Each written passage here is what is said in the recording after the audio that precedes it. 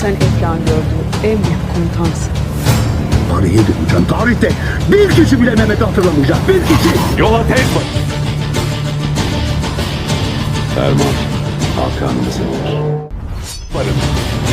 Zulmün cezasını tez verin.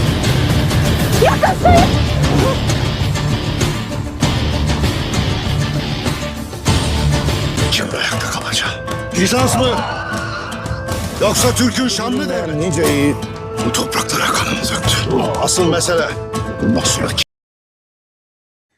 अस्सलाम वालेकुम दोस्तों, उस्मान की न्यू सीज़न आने वाली है जिसी का ट्रेलर कुछ आए हैं। उसके बारे में हम आपको बताना चाहते हैं कि जैसे उस्मान आप देख रहे हो ऐसा उस्मान नहीं है, क्योंकि ये लोगों को दिखा रहे हैं मगर ऐसा नहीं है।